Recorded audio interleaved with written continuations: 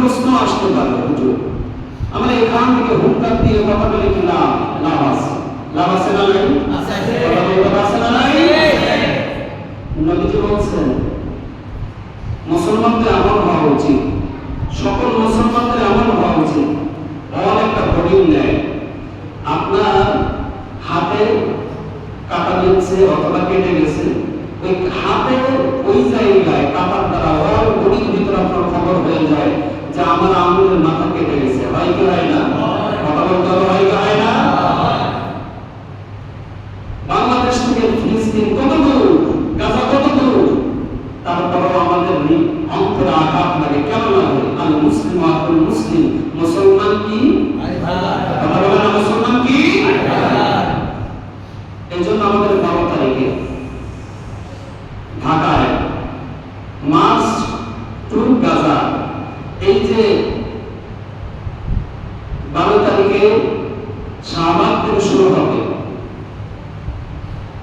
এই শাহবাগ থেকে শুরু হওয়া যে লং মার্চ, আমরা মনে করি বা আমরা বিশ্বাস করি, ইতিহাস সাক্ষী হবে যে এক মুসলমান আরেক মুসলমানের জন্য, এক মুসলমান আরেক মুসলমানের জন্য তারা যে ত্যাগ স্বীকার করে যে উদ্যোগটা নিয়েছে, আল্লাহ তাআলা যেন এই প্রত্যেকটা মুসলমানের এই উদ্যোগটা যেন কবুল করে নেয়। আমরা অনেকে বলতে পারি এই উদ্যোগ নিয়ে কি লাভ? উদ্যোগ নিয়ে লাভ আছে। লাভটা হলো কি, আমরা এখান থেকে হয়তো ঘুরে ওই জায়গায় যাইতে পারবো না, কিন্তু আমরা মুসলমান হিসেবে ইসরায়েলের পণ্যগুলো যদি আমরা সকল মুসলিম কান্ট্রি থেকে যদি আমরা বয়কট করতে পারি, বিশ্বাস করেন তাদের অর্থনৈতিক যে জায়গাটা, যে খাত, ওই খাতে যদি আমরা আঘাত করতে পারি, তাহলে তারা আর মাথা উঁচু করে দাঁড়াইতে পারবে না। কিন্তু আমরা কি করি? মুসলমান চিন্তা করি উমার কাছে টাকা আমার তো খাওয়া লাগে না, আমি তো ঠিক আছি, আমি তো ভালো আছি। কিন্তু বিশ্বাস করেন কথার কসম, ওই উদাহরণের মতো ছোট্ট একটা মুরগি আসার পরে গরুর কাছে এসে বলতেছে, দেখ ভাই আমাকে তো জবাই করতেছে বাড়িওয়ালা, তুই একটু আন্দোলন কর না। গরু সঙ্গে সঙ্গে বলে, তোরা জবাই করতেছে, আমি আন্দোলন করবো কেন? আমার তো কোনো যায় আসে না। মুরগি তখন ওই সময় বলছে, দেখ আজ আমার বিপদে তুই সহযোগিতা করলি না, বা আগায় আসলি না, আমার একটা সময় আসবে তোর যখন বিপদ আসবে, তোর সহযোগী ভাইরাও তোর কখনো কোনোদিন কোনো অবস্থায় উপকারে আসবে। মুরগি জবাই করলো, কেননা ছোট বাচ্চাদের মুরগি বা মেয়ে বাচ্চাদের জবাই করে দিছে। ডাক্তার বলছে যে অসুস্থতা একটু সুস্থ হবে অথবা ভালো হবে যদি মুরগির পিলে খাওয়ানো যায়, এই জন্য মুরগিকে জবাই করে দিছে। কিছুদিন পর মুসলমানের যখন সময় হয়ে গেছে, ছাগল জবাই করবে আকিকা। এবার যখন ছাগল জবাই করবে, ছাগলের কানে যখন আওয়াজটা গেছে, ছাগল গরুর কাছে গিয়ে বলে, দেখ ভাই আমাদের তো জবাই করতে রাত্রে মিটিং করছে, আকিকা নাকি অনুষ্ঠানটা জবাই করবে, এখন কি করা? গরু সঙ্গে সঙ্গে কয়, তোরা জবাই করবা, আমার কি? আমার তো ঘরের ভেতর লাফি লাগতেছে না, সুতরাং তোর বিপদ তোর উপর দিয়ে যাক, আমার নিয়ে এটা নিয়ে কোনো মাথা ব্যথা নাই।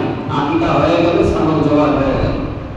কিছুদিন পর কুরবানি নেই, অর্থাৎ আমাদের 1 মাস, সম্ভবত 5 দিন পরে আমাদের কুরবানি, 2 মাস 5 দিন পরে আমাদের ঈদ হবে, কুরবানি। তো যখন প্রত্যেকে মিটিং করতেছে বাড়ির ভিতরে, ভাইরা মিটিং করছে যে কুরবানির পশু কেনার জন্য বাইরে কেন যাবো, কারণ আমাদের বাড়িতে তো গরু আছেই, আমাদের গরুটা তো জবাই দিলে হয়। আমরা যে 5 ভাই আছি 5টা ভাগ দেব, বাবা মার নামে একটা ভাগ দেব, সমর উম্মতি মুহাম্মাদের জন্য একটা ভাগ দেব। আচ্ছা ঠিক আছে, কোনো অসুবিধা নেই। যখন এই কথা বলছে, গরু চিন্তা করতেছে আমি কার কাছে বিচার দিব? যদি আজ আমি ওই ছোট্ট মুরগির বিয়ের কথা যদি আমি শুনতাম, তাহলে এই বিপদ আজ এখন আমার উপরে আর চাপতো না। আজ আমরা মুসলমান মনে করতেছি যা হচ্ছে ফিলিস্তিনের উপর দিয়ে হয়ে যাক, সব ওখানে হচ্ছে আমাদের কি? বিশ্বাস করেন আজ যদি লেজ গুটিয়ে বসে যদি থাকি, আগামীতে আমাদের উপরে জুলুমে টর্চার এই বিপদ আসবে না, এর কোনো গ্যারান্টি কি আছে? কোনো গ্যারান্টি আছে? এই জন্য 200 কোটি মুসলমানের দরকার নেই, 313 জন তোমার যুদ্ধের ওই যুবক নওজোয়ানের মতন ইমান দীপ্ত যদি যুবক যদি দাঁড়িয়ে যায়, খোদার কসম আমি মনে করি না আমি ইহুদির সাথে বেইমানরা মুসলমানের উপরে চোখ তোলা দূরের কথা ইশারা করো, তাদের কোনো সময় থাকবে না। ঠিক না?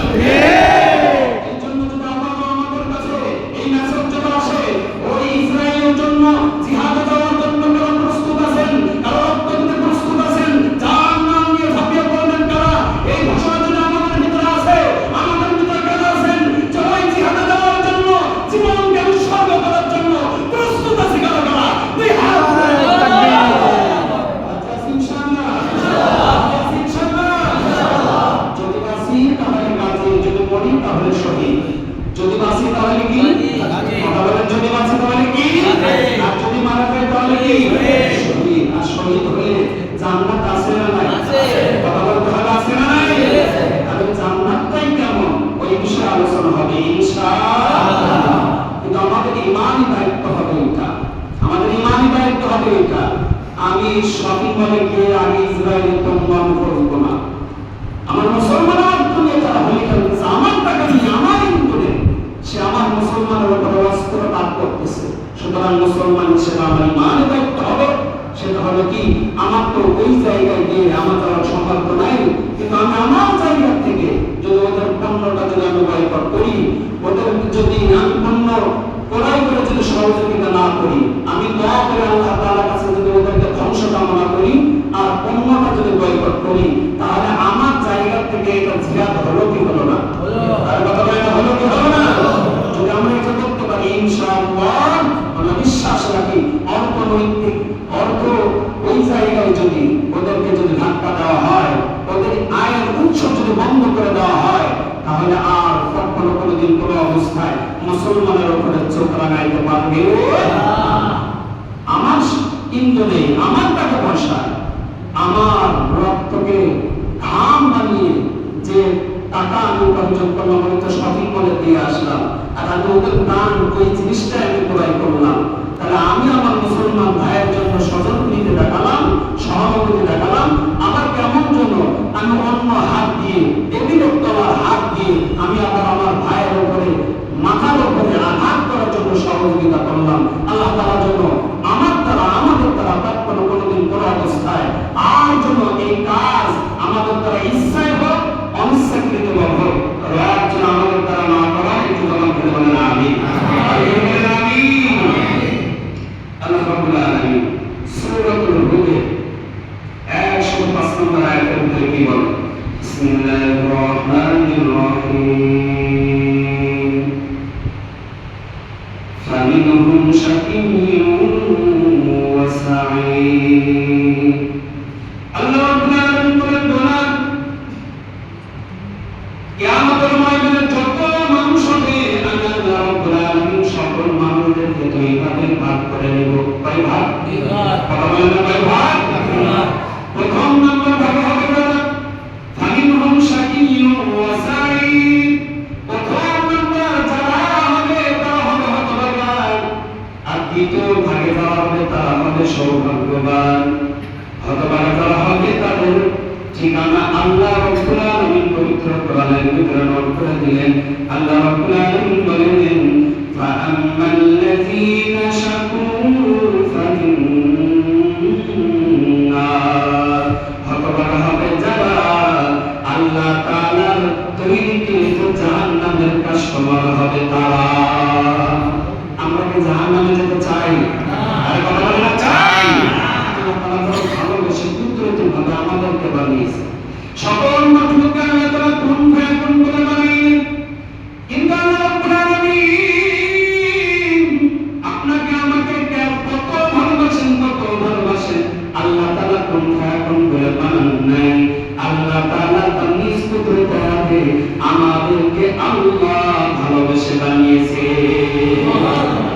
রব ভালোবাসে কি বাসে না? কথা বলেন, বাসে কি বাসে না? এই জন্য আল্লাহ রাব্বুল আলামিন বলেন, বলেন কিয়ামতের ময়দানে দুইটা শ্রেণী হবে। প্রথম শ্রেণী হবে তারা জাহান্নামী, তারা হবে শাকী। ফাআম্মাল্লাযীনা শাকু ফাফিন্নার। আর তাদের ঠিকানা আমি আল্লাহ তাআলা ওপেন করে দিলাম, তারা হবে জাহান্নামী। আর যারা সৌভাগ্যবান হবে, আমি আল্লাহ রাব্বুল আলামিন তাদের ঠিকানা আমি কোরআনের ভিতরে নোট করে দিলাম। যেন তোমাদের চলাফেরা ওঠা বসা ইবাদত বন্দেগীর ভিতরে যেন স্পৃহা বাড়ে, আগ্রহ যেন বাড়ে, কখনো কোনোদিন কোনো অবস্থায় যেন মনের ভিতরে দুর্বলতা যেন না আসে। আল্লাহ রাব্বুল আলামিন বলেন, ওয়া আম্মাল্লাযীনা সুঈদু ফাফিল জান্নাত খালিদিনা ফীহা। যারা সৌভাগ্যবান বান্দা বান্দী হবে, আল্লাহ রাব্বুল আলামিন বলেন তাদের ঠিকানা হবে জান্নাত। সৌভাগ্যবান বান্দা বান্দী হতে চাই কি চাই না? কথা বলেন, চাই কি চাই না? তুমি তোমার কুদরতি ভাবে আমাদের নামগুলো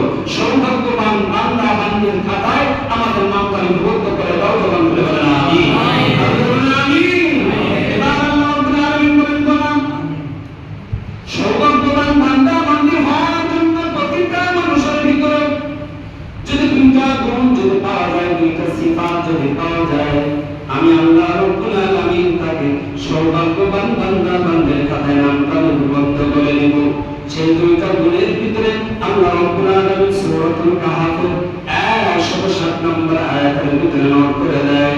আল্লাহ রাব্বুল আলামিন বলেন, ইন্নাল্লাযীনা আমানু ওয়া আমিলুস সালিহাতি কানাত লাহুম জান্নাতুল ফিরদাউসি নুজুলা। আল্লাহ রাব্বুল আলামিন বলেন, যার ভিতরে দুইটা গুণ পাওয়া যাবে, আমি আল্লাহ রাব্বুল আলামিন তাকে আমি সৌভাগ্যবান বান্দা বান্দির খাতায় নাম তালিকাবদ্ধ করে দেব। আর প্রথম নাম্বার গুণ তার ভিতরে যদি পাওয়া যায়, দুইটা গুণের প্রথম নাম্বার গুণ ইন্নাল্লাযীনা আমানু, ঈমান তো আমরা এনেছি, ঈমান আনার দরকার কার উপরে? আল্লাহ। আচ্ছা বলেন তো কার উপরে? আল্লাহ। ইন্নাল্লাযীনা আমানু, এই ইন্নাল্লাযীনা আমানু ব্যাখ্যায় অনেক কথা লেখা আছে। কেউ বলছেন ইন্নাল্লাযীনা আমানু ঈমান আনার মতো ঈমান, তাদের মতো ঈমান। কেউ কেউ বলছেন সাহাবা আজমাইনদের মতো ঈমান। আমরা বলবো সাহাবা আজমাইনদের মতো ঈমান আনতে পারবো না আমরা, কেননা আমার আপনার চলাফেরা ওঠা বসার ভিতরে ইচ্ছাকৃতভাবে অনিচ্ছাকৃতভাবে গুনাহ হয় কি হয় না? কথা বলেন, হয় কি হয় না? যেদিকে যান সেদিকে গুনাহ। সব কতটুকু আপনি হেফাজত করবেন, কতটুকু আপনি গুনাহ থেকে বিরত থাকবেন, থাকবেন তো থাকবেন, কেন থাকবেন? কদমে কদমে গুনাহ আছে না নাই? আছে। কথা বলেন, আছে না নাই? এই জন্য আল্লাহ রাব্বুল আলামিন বলেন, প্রথম নাম্বার গুণ তোমার ভিতরে থাকতে হবে ইন্নাল্লাযীনা আমানু, ঈমান আনার মতো ঈমান আনা, সাহাবা আজমাইনদের মতো ঈমান আনা। আমি সাহাবা আজমাইনদের মতো হতে পারবো না, কিন্তু এমন হওয়ার চেষ্টা করার দরকার আছে না নাই? আছে। নাই? আছে। নাই? আছে। আল্লাহ তুমি কবুল করুন, বলেন আমিন। তাহলে সৌভাগ্যবান বান্দা বান্দী হওয়ার দুইটা গুণ, প্রথম নাম্বার হলো ঈমান আনা। কি আনা? ঈমান। কথা বলেন, কি আনা? ঈমান। আল্লাহ রাব্বুল আলামিন বলেন, দ্বিতীয় নাম্বার গুণ হবে তোমাদের জন্য, দ্বিতীয় নাম্বার গুণ যদি সৌভাগ্যবান বান্দা বান্দী হতে চাও, দ্বিতীয় নাম্বার গুণ হবে ওয়া আমিলুস সালিহাত, ভালো কাজ করা। কি করা? ভালো কাজ করা। আমাদের সমাজে হল বানানোর পরেও আলেম ওলামা দিয়ে দোয়া করা, এটাও ভালো কাজ মনে করে কি করে না? আর কথা বলে না, করে কি করে না?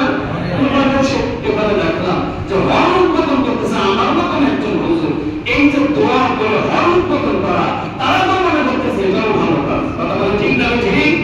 কিন্তু এই মসজিদের ভিতরে মসজিদে গামাম, এই মসজিদে গামাম, এখানে তো মসজিদ ছিল না, এই রমজানের আগে উদ্বোধন হলো মসজিদে গামাম। এই যে মসজিদে গামাম যারা বানাইলো, যারা অর্থ দিল, সহযোগিতা করলো, শ্রম দিল, সময় দিল, এটা ভালো কাজ কি ভালো কাজ না? ভালো কাজ। ভালো না? ভালো না? আল্লাহ রাব্বুল আলামিন বলেন, প্রথম নম্বর হলো ঈমান আনার পর ওয়া আমিলুস সালিহাত, ভালো কাজ করো।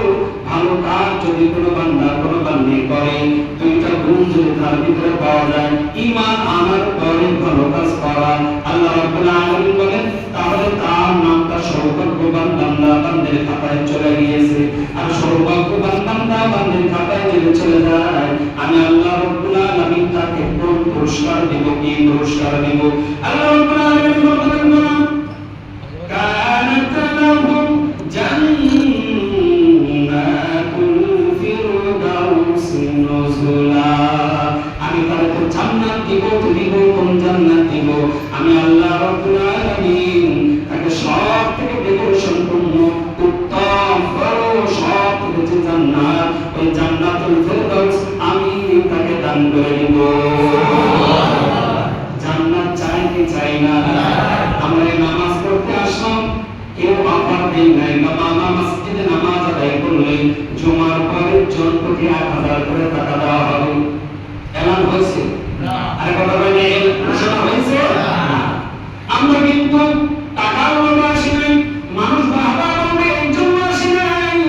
আমরা তো রবের হুকুম আহকাম আদেশ পালন করার জন্য, জান্নাতের আশায় জাহান্নাম থেকে পরিত্রাণ পাওয়ার জন্য, জান্নাত রবের দিদার পাওয়ার জন্য আমাদের একমাত্র ইবাদত বন্দেগী করা। কথা বলেন ঠিক না বেঠিক?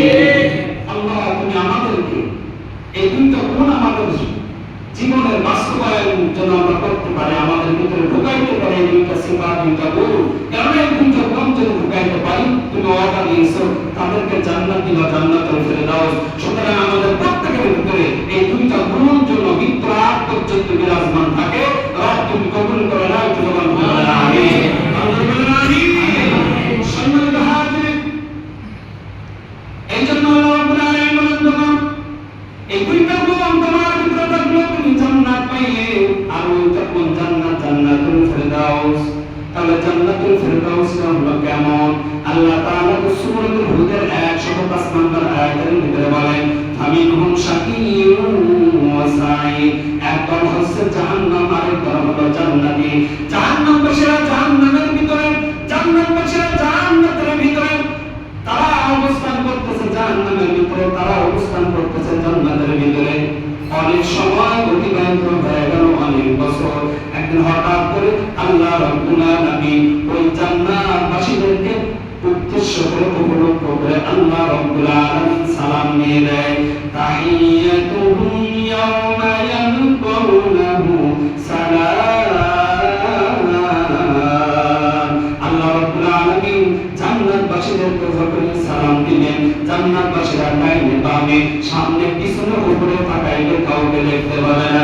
জান্নাতবাসীরা একজন আরেকজনকে বলল, সালাম দিল, কে দিল? কাউকে দেখা যায় না, কাউকে দেখা যায় না। কে সালাম দিল?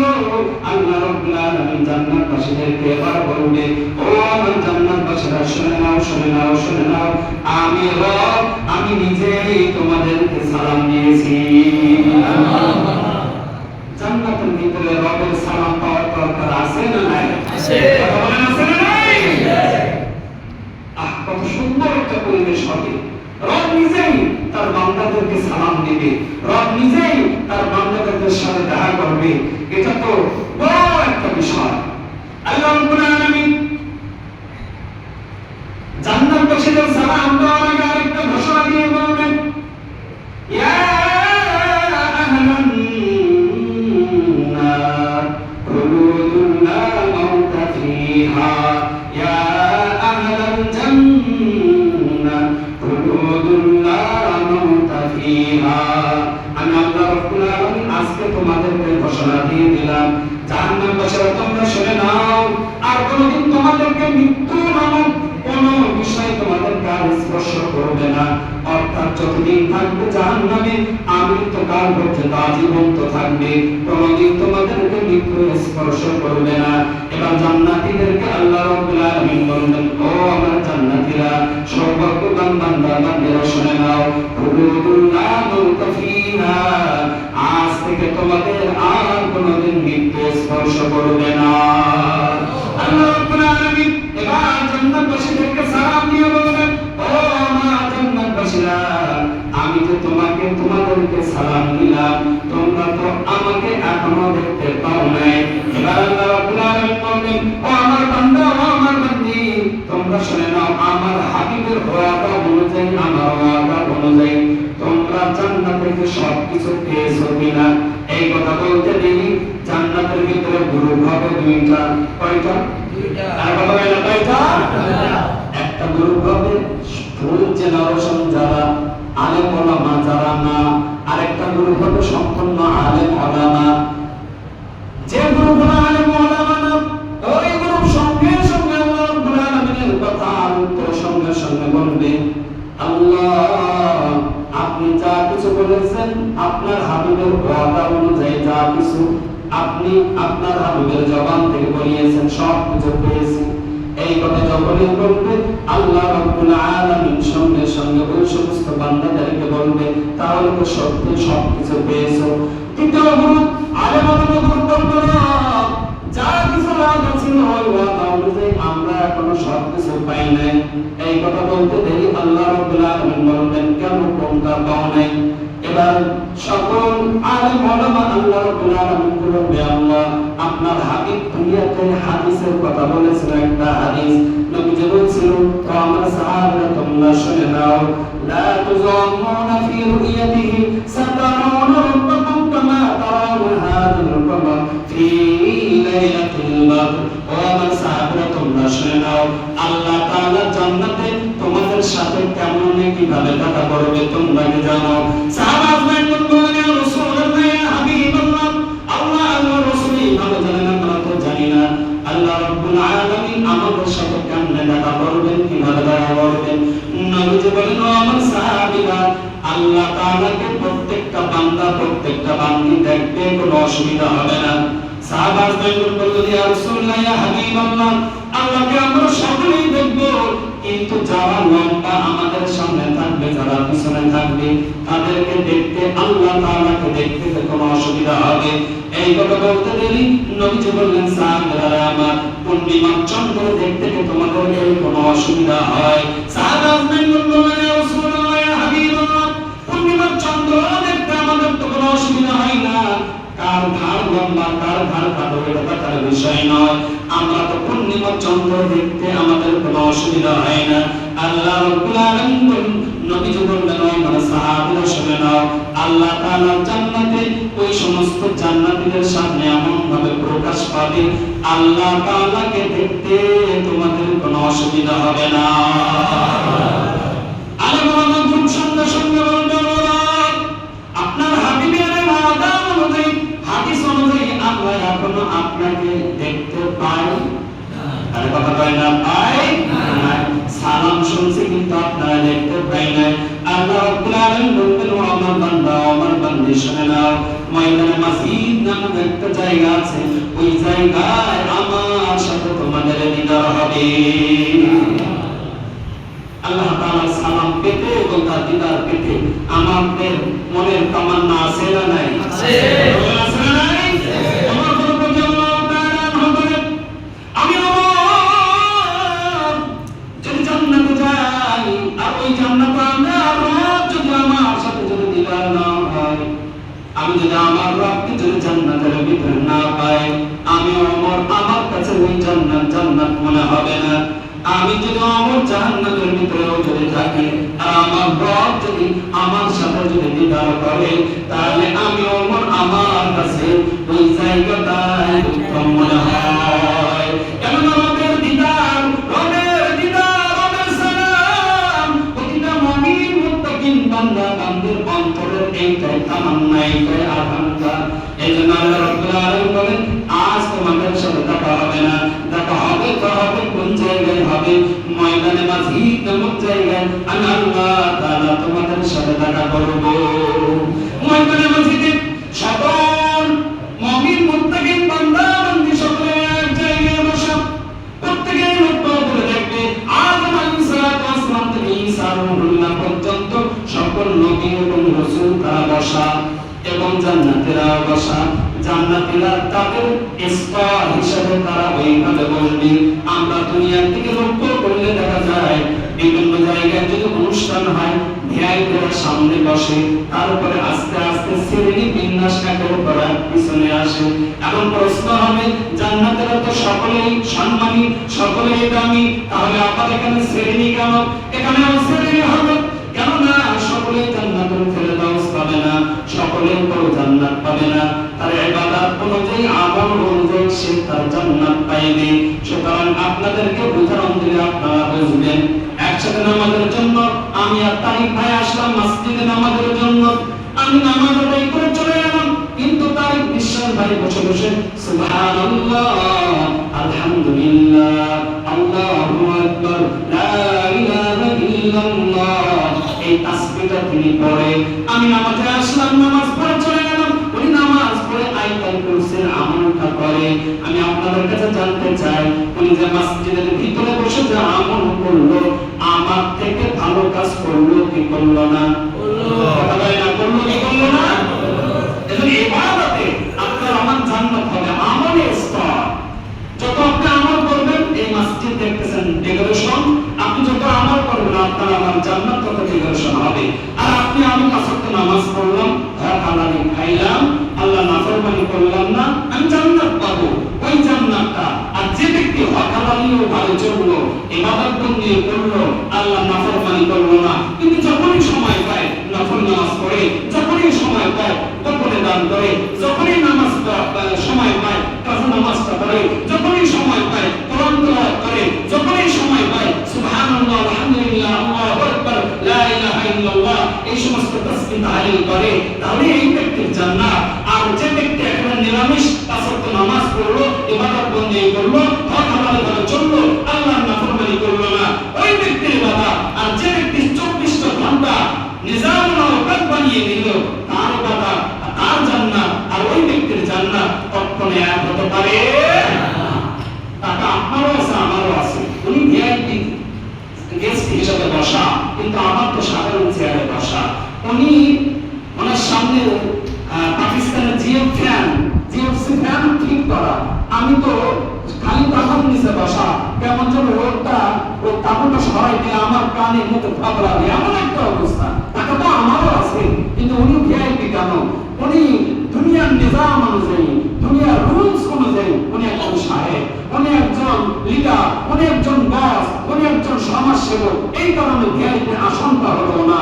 আমি সাধারণ মানুষ, আমার টাকা আছে, কিন্তু আমার নাম গান নাই, আমার দুনিয়া সমাজের মানুষ আমাকে চেনে না, আমি সাধারণ একজন কর্মী। এই কারণে আমার জায়গা হলো চেয়ার। ঠিক জান্নাতের ভিতরে এমন হবে, সকলেই জান্নাতের ফেরদাউস পাবে না, সকলেই ভিআইপি জান্নাতে থাকবে না। ইবাদত যার হবে, নিরীহ হবে এবং খুঁজে খুঁজে সময়টা বাহির করে আল্লাহ তাআলার জন্য তার হাবিবের বাতলানো পথ অনুযায়ী প্রত্যেকটা কদম যে ব্যক্তি ফেলবে, ওই ব্যক্তির জান্নাত আর সাধারণ ওই ব্যক্তির ইবাদতের জান্নাত এক হতে পারে না। এজন্য ইবাদতে আমরা প্রত্যেকে জান্নাত পাবো, কিন্তু যে যত আমল করবে তার আমলের কারণে জান্নাতের ভিতরে ডেকোরেশন হবে। এই জন্য আমি যদি একবার বলি সুবহানাল্লাহ, একবার যদি বলি আলহামদুলিল্লাহ, একবার যদি বলি আল্লাহু আকবার, হাদিসের ভিতরে পাওয়া যায় একবার সুবহানাল্লাহ বলতে দেরি জান্নাতে, যে জান্নাতের জন্য বরাদ্দ, ওই জান্নাতে আল্লাহ তাআলা কুদরতি ভাবে একটা গাছ রোপণ করতে দেরি করে না। সুবহানাল্লাহ। সে গাছটা কেমন বড় হবে? ওই সময় আরবের সবথেকে দ্রুতগামী ঘোড়া ছিল, নবীজি ঘোড়াকে ব্যবহার করেছে। হাদিসের ভিতরে ঘোড়াকে উপমা দিয়েছেন 500 বছর যদি দৌড়ায় তাহলে ওই গাছের ছায়া অতিক্রম করতে পারবে না। এখন ধরেন আমি মাহমুদ, জীবনে একদিনও সুবহানাল্লাহ কই নাই, আলহামদুলিল্লাহ কই নাই, আল্লাহু আকবার বলি নাই, লা ইলাহা ইল্লাল্লাহ বলি নাই, তাহলে আমার জান্নাতে কি গাছ হবে না? আর কথা বলেন হবে না। সুতরাং যে ব্যক্তি সুবহানাল্লাহ বলছে, আলহামদুলিল্লাহ বলছে, আল্লাহু আকবার বলছে, নামাজ, ইবাদত, বন্দি, কোরআন, তার জিকির, আজকার, হুকুম, দান, তার জান্নাত তো ভালো হবে। জান্নাতের লক্ষ্য করবেন মাত্র 3টা চেয়ার ফাঁকা, সব চেয়ারগুলো বুক হয়ে আছে এবং জান্নাতীরা বসে আছে। হঠাৎ করে ঘোষণা হবে, আজ এই মাহফিলে, এই অনুষ্ঠানে বিশেষ মেহমান যিনি, তিনি হবেন হযরত দাউদ আলাইহিস সালাতু ওয়াস সালাম। আল্লাহ রাব্বুল আলামিন দাউদ আমার হাবিবের উপরে নাযিল করেছে আমি আল কোরআন, এই কোরআন থেকে দাউদ তুমি সূরা তাহা তেলাওয়াত করো। এই কথাটা বলে বললেন দাউদ আলাইহিস সালাতু ওয়াস সালাম বললেন, আমার উপরে নাযিল করেছে জাদু কোরআন তো নাযিল করবে, আমি তো কোরআনের হাফেজ না। আল্লাহ রাব্বুল আলামিন মুহূর্তের ভিতরে জাদু দাউদ আলাইহিস সালাতু ওয়াস সালামকে কোরআনের হাফেজ বানিয়ে ফেলবেন। কোরআনের হাফেজ হওয়ার সাথে সাথে আল্লাহ রাব্বুল আলামিন বললেন, ও দাউদ এবার সূরা তাহা থেকে তুমি তেলাওয়াত করো। সূরা তাহা থেকে হযরত দাউদ আলাইহিস সালাতু ওয়াস সালাম তেলাওয়াত শুরু করে দিলেন। এত সুন্দর তেলাওয়াত, এত সুন্দর তেলাওয়াত, এক কণ্ঠ থেকে 70 কণ্ঠ দাউদ আলাইহিস সালাতু ওয়াস সালামের কণ্ঠ থেকে বাইর হয়। এত সুন্দর তেলাওয়াত, এত সুন্দর তেলাওয়াত, জান্নাতীরা সৎপথ সৎপথ করবে। আল্লাহ রাব্বুল আলামিনকে বলল, এই তেলাওয়াত যেন বন্ধ না হয়, এই তেলাওয়াত যেন বন্ধ না হয়। এবার আল্লাহ রাব্বুল আলামিন বললেন, ও জান্নাতীরা তোমরা শুনে নাও, এই কোরআনের জন্য দাউদ রক্ত দেই নাই, দান শহীদ করে নাই। আমার এই কোরআনের জন্য, কোরআনের দাওয়াতের জন্য আমার হাবিব তাকে একবার, দুইবার নয়, তিনবার রক্ত দিয়েছে। আমার হাবিব মক্কা থেকে, জন্মভূমি থেকে হিজরত করে মদিনায় যাওয়া লেগেছে, আর আমার হাবিবের উপরে নাযিল করেছে কোরআন। সুতরাং আজ প্রধান মেহমান হবে এই মাহফিলের আমার হাবিব। আমার হাবিব আজকে এখন তোমাদের সামনে কোরআন তেলাওয়াত করে শুনিয়ে দিবে। জান্নাতে বসে থাকবে।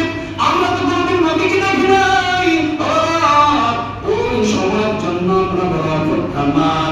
আমার নবীকে আমি দেখি নাই, আমার নবী যে ছিল কেমন জানি না, আমার নবীকে দেখি নাই, কিন্তু সাময়িক নবীজির খাওয়া দাওয়া ওঠা বসা ব্যবসা বাণিজ্য বিবাহ শাদী সব কিছু সাফল্যের তিরমিজির ভিতরে পাওয়া যায়। আমার নবী যখন প্রধান মেহমানের ভূমিকায় পালন করে, নবীজি যখন কোরআন তেলাওয়াত করবে, সূরাতুল ইয়াসিন থেকে নবীজি তেলাওয়াত করবে, ইয়াসিন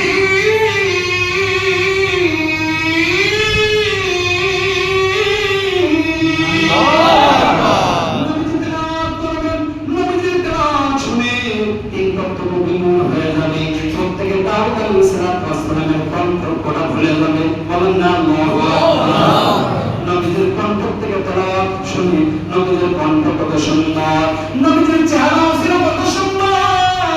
নবীজি তার জায়গায় অর্থাৎ হুজরার পাশে নবীজি শুয়ে আছে, সাহাবা আজমাইন নবীজির চারিপাশে বসা। হঠাৎ করে লক্ষ্য করে দেখেন, সাহাবা আজমাইন লক্ষ্য করে দেখে হযরত জাবের রাদিয়াল্লাহু তাআলা আনহু নবীজির দিকে একবার তাকায় আর একবার পূর্ণিমার চন্দ্রের দিকে তাকায়। সাহাবা আজমাইন বলেন, ও জাবের, ইমাম একবার তুমি নবীজির চেহারার দিকে তাকাও আর একবার চন্দ্রের দিকে তাকাও। ও জাবের, কি বিশেষণ কোন সিদ্ধান্ত তুমি উপনীত হলে? এই কথা বলতে দেরি জাবের রাদিয়াল্লাহু তাআলা আমার সঙ্গে সঙ্গে বলে, অফিস সামাই মুকুতা, আমি তো আসমানের চন্দ্রের ভিতরে ত্রুটি পাই, কিন্তু জমিনের চন্দ্র আমার নবীর চেহারার ভিতরে কোনো ত্রুটি না। আমার নবী কত সুন্দর, কত সুন্দর, নবীজির তেলাওয়াত কত সুন্দর। নবীজি সূরাতুল ইয়াসিন তেলাওয়াত করার কারণে প্রত্যেকে কেমন যেন বিমল হয়ে যাবে, কিন্তু তবে বিমল হয়ে যাবে। তারা বারবার বলবে, এই তেলাওয়াত বন্ধ না হয়, বন্ধ না হয়। এবার আল্লাহ রাব্বুল আলামিন বললেন, ও আমার বান্দা, আমার বান্দিরা, তোমরা শুনে নাও, এই কোরআন তো নাযিল করেছে আমার হাবিবের উপরে, এবং তোমরা শুনে নাও, এই কোরআন স্বয়ং আজ আমি আল্লাহ রাব্বুল আলামিন ওই সর্বজ্ঞবান বান্দা বান্দিকে, আমার জান্নাতীদেরকে আমার কণ্ঠ থেকে আমি কোরআন তেলাওয়াত শোনাইতে চাই। ওই দিন আল্লাহ রাব্বুল আলামিন সূরাতুর রহমান তেলাওয়াত করবেন, কিন্তু আর রহমান যেটা আমরা কোরআনের ভিতরে পাই, আল্লাহ তাআলা নাযিল করেছেন আর রহমান আল্লামাল কোরআন, কিন্তু আল্লাহ তাআলা ওই দিন ওই সময় আর রহমান তেলাওয়াত করবেন না। আল্লাহ তাআলা এই প্রথম জান্নাতের সামনে প্রকাশ পাইবেন এবং সকল জান্নাতীদের সামনে আল্লাহ তাআলা কোরআন তেলাওয়াত করবেন আর বলবেন, আনার রহমান। কেমন হবে ওই সময়টা একটু চিন্তা করে দেখেন। রব স্বয়ং সর্বপ্রথম আপনার আমার সামনে রবের দিদার হচ্ছে। শুধু তাই নয়, রব আমাদেরকে তার জবান থেকে পবিত্র কালামের সূরাতুর রহমান তেলাওয়াত করতেছে। ওই দিন আমরা কোন অবস্থায়, কেমন একটা অবস্থা হবে, আল্লাহ তুমি ওই ময়দানের জন্য, ওই জায়গার জন্য আমাদের মতো গুনাহগারদেরকে রব তুমি কবুল করে নাও। আমিন। কোন জায়গা মর্যাদা পাইতে গেলে গুণ থাকতে হবে কয়টা? কথা বলেন কয়টা? প্রথম ইন্নাল্লাযীনা আমানু, ঈমান আনার মতো ঈমান আনা। দ্বিতীয় নম্বর ওয়া আমিলুস সালিহাত, ভালো কাজ করা।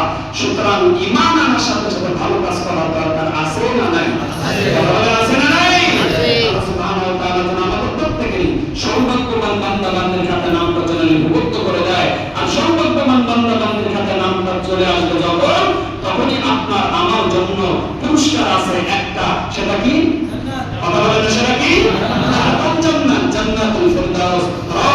যা আলোচনা করলাম জান্নাত বিষয়ে, আল্লাহ প্রত্যেকেরই আমাদের যারা উপস্থিত অনুপস্থিত সকলের ইবাদতকে কেন্দ্র করে, গোলামীকে কেন্দ্র করে, সকল কিছুকে বিসর্জন দিয়ে তোমার ইবাদত করা, তোমার গোলামীকে কেন্দ্র করে, আল্লাহ আমাদের পুরস্কার একটাই পাওয়া, একটা উদ্দেশ্য, সে জান্নাত। আমাদের প্রত্যেকের জন্য জান্নাতুল ফিরদাউসের মেহমান হতে পারি। আল্লাহ সেই তৌফিক দান করে সকলে বলে আমিন।